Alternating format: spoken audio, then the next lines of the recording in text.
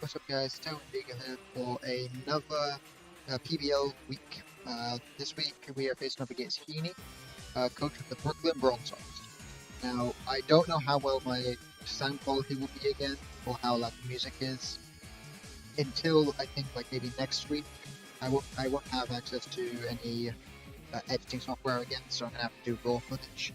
But getting into it, uh, first up, Heaney's team. Heaney's team compiles of Latios, Infinite, Crocodile, Metagross, Vikavolt, Mismagius, Gyarados Mega, Celesteela, Xurkitree, Cupcake, and Glalie. So in this matchup, I was kind of worrying about a few things like Metagross and Crocodile, kind of having a good way beat my team in itself, especially with Latios at the end start. I also had many problems with Celesteela in the past, so I needed to make sure that most of my Pokemon had something for Celesteela. So first up, I made a Choice Scarf Latias. Choice Scarf Latias was there to speed high with Latios, outspeed Scarf Infinite, and of course just do more damage all around the match. So I had Draco Meteor for obviously the Latios and just raw stab damage. Psychic for some more stab damage to hit Infinite. Also hit the... That's just a good stab move, really, actually, it's going to be a hit. Shadow Ball so I could touch Metagross and I wouldn't be bored by Metagross. And then Thunderbolt for Gyarados Mega and Celesteela. The total power of this Pokemon was just to get damage up whenever I could. Hit hard, switch out, or keep hitting until I die. Next up is Lyran, the Leavanny. Now, Leavanny is Focus Sash Chlorophyll.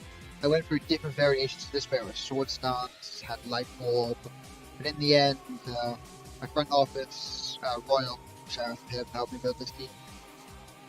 He suggested going Focus Sash Sticky Webs because once webs are up, Infinite loses its Scarf, Crocodile loses its Scarf, Gyarados Mega would have to go to neutral if it's going to drive him down, so it's Mega Evolve. Xurkitree doesn't get the Z Hypnosis because he does have Psychium Z. Something gets -1, Glalie gets -1 as well, just all round useful. Chlorophyll because I was bringing my Torkoal, as you can see. Torkoal obviously bringing the Drought, allowing me to grow Chlorophyll, so I could outspeed Scarf Infinite, I could outspeed Scarf Crocodile, I could outspeed +1 and +2 Mega Gyarados. I could outspeed +1 Xurkitree. So if I needed to at the end of the game, I could win with Leavanny. I had Leaf Blade knock off X's of Sticky Web. This did mean that I was hard walled by Celesteela, but the X's was obviously for Latios, the Crocodile, Neutral and Metagross, Gyarados, and just Stab.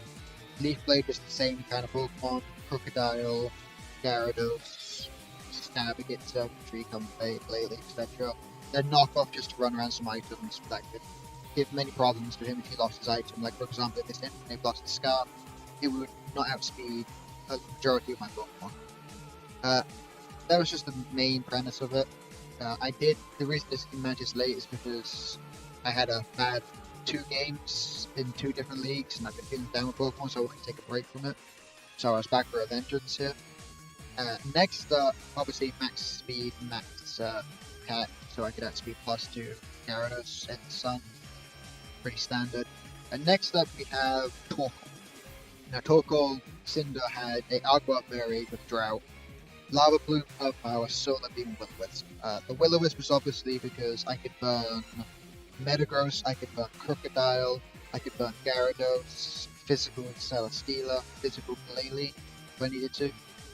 Solar Beam was so that Gyarados couldn't just skip +6 on my Torkoal, even after getting burned. Then we have, it was also there for Crocodile as well, same reason. So Crocodile can bulk up or anything. Lava Plume obviously hit the Vikavolt, Celesteela, and just all round sun boosted stab move, which hits hard and has a 30% chance of burn.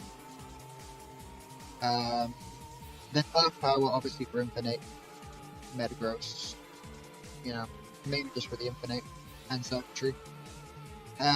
Nearly max HP, 248 HP, 228 defense, allows me to take a lot of hits. I could take a +1 waterfall not in the sun, and a +1 earthquake, and a +2 waterfall in the sun. I won't be able to get +2 earthquake. And obviously special attack 32 just to get that extra bit of damage that allow me to get come close to a chance to kill something like Celesteela in the sun or Metagross. Not much that. I'll go berries so that I can heal if I got low health, if I lived a +1 waterfall, mainly. Next up is obviously my Heliolisk with Solar Power, Electrium Z with Thunderbolt, Dark Pulse, Grass Knot, Volt Switch. Obviously, once again, max speed, max special attack, fairly standard, mainly because of Infinite's presence of 108 speed. So I had to go for max speed limit, otherwise Infinite would outspeed me if it was Scarf. And if it wasn't out Scarf, it still outspeed me, so I need to make sure. Solar Power Thunderbolt just ran his team heavily, except for that Crocodile, a lot of things, and Vickerbolt. Nothing really wanted to switch in, not even a Xurkitree. There's a chunk of Xurkitree. Dark Pulse for the Metagross, Mismagius, and Latios, with Grass Knot for the Crocodile, and Gyarados. If I was predicting against Gyarados, if he thought I was going to predict Thunderbolt goes into Crocodile, I had the Grass Knot option in case he did stay in anyway. Volt Switch obviously just for momentum to switch around, as long as Crocodile doesn't come in, so I can get momentum onto my side and block Scarf as well. Max, the Electrium Z Thunderbolt in the sun. One shot almost everything on the team except for Crocodile. Like it did 80% of Latios, which to me was huge. But that's fairly standard. Next up is Hazel, the Life Orb, Sheer Force, and Conkeldurr. This Conkeldurr had Thunder Punch, Drain Punch, Mach Punch, Ice Punch. 132 speed because it allowed me to outspeed no speed Celesteela, so I could Thunder Punch Celesteela, and then that would be a lot with Life Orb and Sheer Force come to a KO even if he's physically bulky, so that in that situation I would win out as long as he was in a auto-optimized weakness policy set. Thunder Punch, so Thunder Punch was for that, and obviously Gyarados on switching. Drain Punch, obviously Gyarados, Crocodile, Neutral Metagross. Mach Punch for priority and stab, and then Ice Punch for Latios, Crocodile, and that was really just it. 252 attack out of an obviously 132 speed, so I could outspeed Celesteela and the rest in HP. Fairly standard set here. Didn't want to go too overboard with it. And then finally, we have Waishni, the Mega Gardevoir.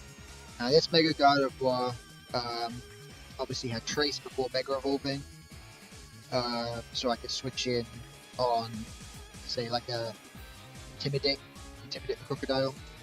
I could take Clear Body if I wanted to, not that it'd be useful, but take Gyarados' Volt Break for a turn, or Gyarados' Intimidate, where it Mega Evolves. Come face Triage, and because I'm in Mega Evolve, actually no, I wouldn't have used Ability. But just all around, just some abilities I could take. Hyper Voice for obviously Pixelate Hyper Voice, goes through subs, one shot from most variants of Latios, if not all of them. One shot Infinite, comes close to one shot Infinite. One shot's Crocodile, one shot's a lot of variants of Gyarados, and just all around mad damage, especially through subs. Spear through subs is huge. Thunderbolt for obviously Celesteela because I didn't want to be walled by it. Shadow Ball for the Mismagius and Metagross, so I wasn't walled by that. And then Calm Mind just in case he allowed me to get a Calm Mind up. Max special attack with 192 speed. 192 speed allowed me to outspeed the Crocodile, non-scuff Jolly Crocodile. Max speed Comfey would outspeed me, but I didn't mind that too much because Comfey is more Calm Mind fodder than anything. So that was the main premise of the team. I needed to get a win here because I'd just come off a loss, so let's get into the game. Alright, so Key Brawl, Xurkitree, Infinite, Latios, Celesteela, Mismagius, Gyarados. I was not expecting the Mismagius, I was more expecting the Metagross to come because of my Gardevoir. And Leavanny and stuff.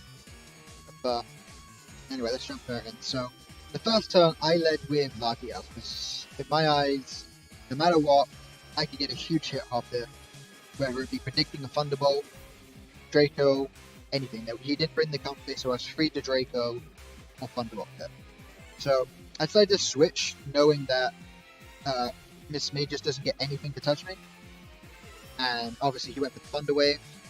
Now this play here was one where I thought, I didn't think he'd stay in, knowing that the best thing this gets to hit me would be like Grass Knot or Dazzling Gleam, because I just get Focus Blast.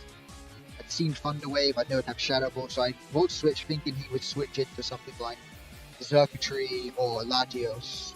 So when I saw that he didn't switch, I went into Torkoal because Torkoal took the least damage from anything that's been dead.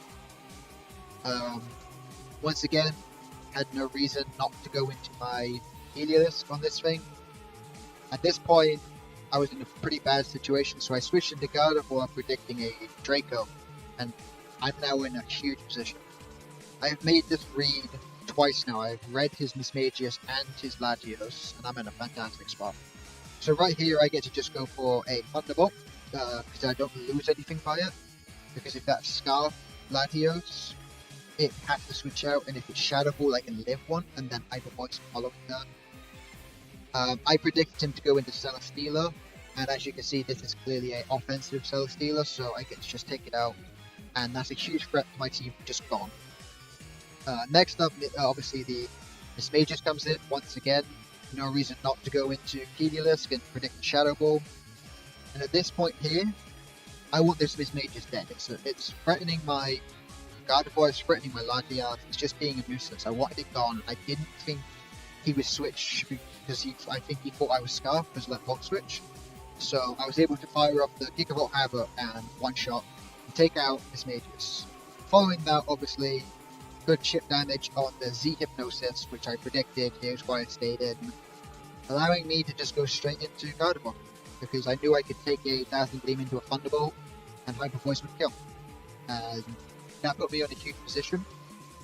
I could have preserved Gardevoir at this point, but I was ready to let it die to see if it was going to, what move it was going to use, lock itself into, go into my Latias, Draco, and then obviously Gyarados comes in. Now this is where it gets a bit scary, but I'm not really worried too much because I have a Torkoal, I have a Chlorophyll Leavanny that also has a Sash fully intact, and I have Mach, so I'm not too worried about this thing setting up on me. So as you can see here, I just let it set up on me and just get damage with Solar being to put it in range of Mach Punch. So he's getting quite greedy, but he knows it's his only way to win. And obviously gets the +3, and now my Chlorophyll Pokemon doesn't have Speed it, but he's given me enough damage to where I could just go into Conkeldurr and hit Mach Punch him. And Conkeldurr is going to do just that, Mach Punch, and that's good for the game. Obviously, I could have Drain Punched here, but I wanted to play it safe just in case. And then obviously, final Drain Punch cleans up the game, and Conkeldurr wins. That gives me a nice 4-0 victory coming off my loss against Toastikura. Good game to Heaney. I will say that I read him quite well, and it was a good match. I'm sad that Leavanny didn't get to do anything. I didn't get set my webs, but I think letting him lose his Celesteela was great for me and terrible for him. So anyway, that's that. Next week I will be facing Ethio and the Aussie Agrons. He has the Sand team, so I'll have to prepare for some Sand, but I do have Sun luckily.